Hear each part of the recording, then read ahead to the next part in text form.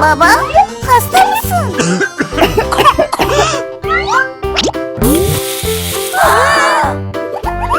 Yapmalıyım.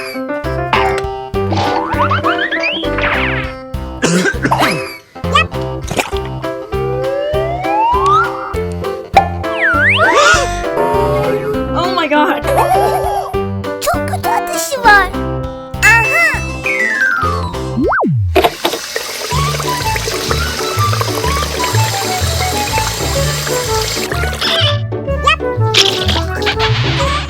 Zavallı baba. Ona yardım etmek için bir şeyler yapmalıyım.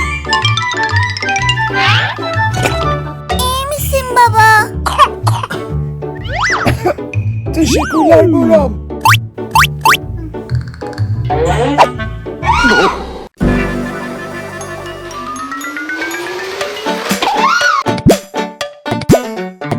There was a farmer, had a dog, and Bingo was his name. B-I-N-G-O, B-I-N-G-O, and Bingo was his name. There was a farmer, had a dog, and Bingo was his name.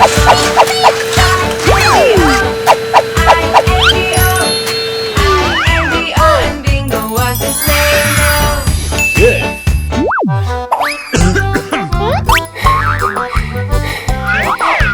Teşekkürler Boram.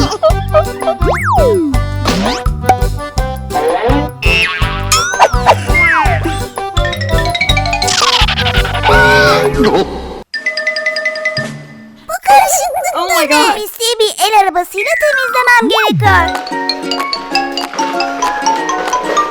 Hey, ha, ha, ya.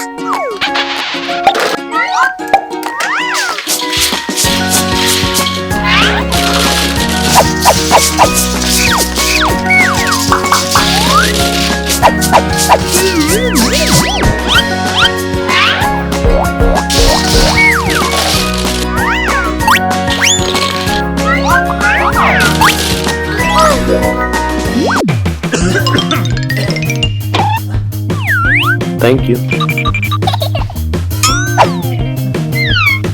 Orada.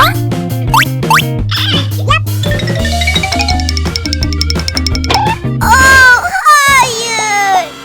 Oh my god.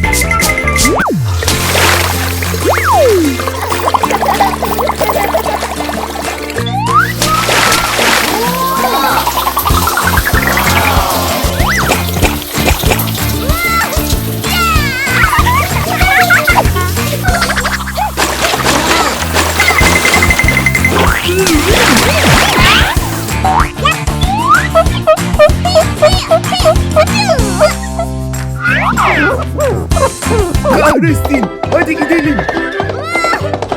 Koş koş. Koş koş.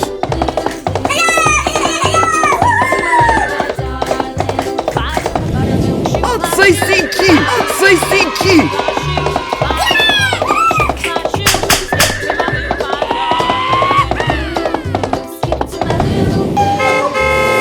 Yeah! Bu çok eğlenceli.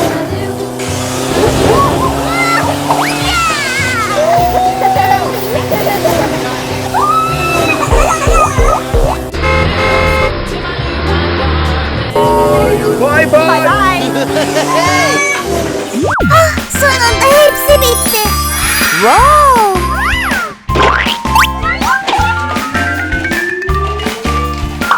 Baba, evi temizledim. Teşekkürler Boram. Çok teşekkürler. What? Ne? Oh no!